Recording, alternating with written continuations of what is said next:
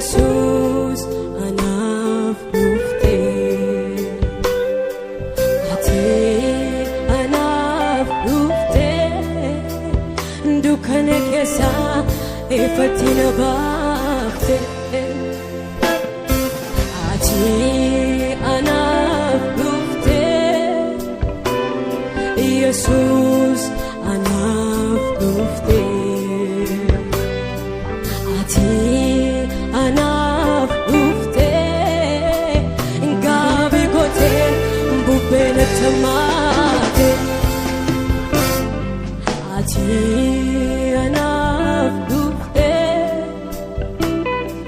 Yesus anaaf dhufte ati anaaf dhufte dukkana keessa ifatti na baafte kanaaf nagaan koo guutuudhaan kanaaf nagaan koo guutuudhaan kanaaf nagaan koo guutuudhaan ati waan na wajjin jirtu ani nagaadha kanaaf nagaan koo guutuudhaan kanaaf nagaan koo guutuudhaan kanaaf nagaan koo guutuudhaan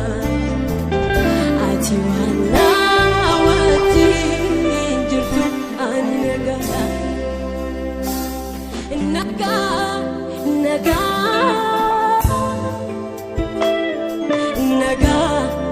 nagaa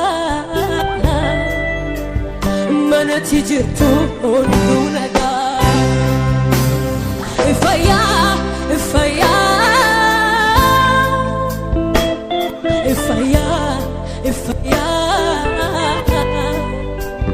golatti jirtu hunduu fayyaa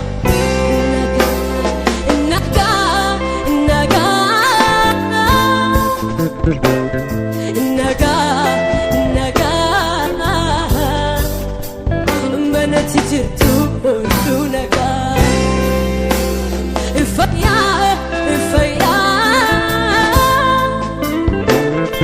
fayyaa golatti jirtu hunduu fayyaa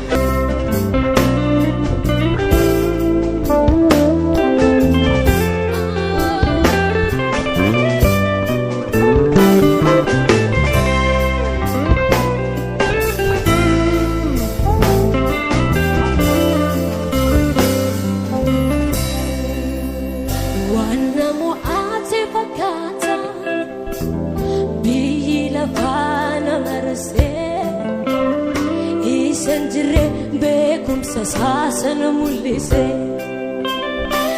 isa garaas ilaale iji koo irra dabarse hin dhageenye gonkumaa gurri koo isa ni nattasaate waan namoo ate fakkaata biyyi lafaa na marsee isan jirre beekumsa saasana mul'ise isa garaas ilaale iji koo irra dabarse hin dhageenye gonkumaa gurri koo isa ni nattasaase haala koo caalaa naatti dhiyaatee jirta kanaaf rakkoon koo eessa naatti mul'ata hafuura koo caalaa naatti dhiyaatee jirta kanaaf rakkoon koo eessa naatti mul'ata haala koo caalaa naatti dhiyaatee jirta kanaaf rakkoon koo eessa naatti mul'ata.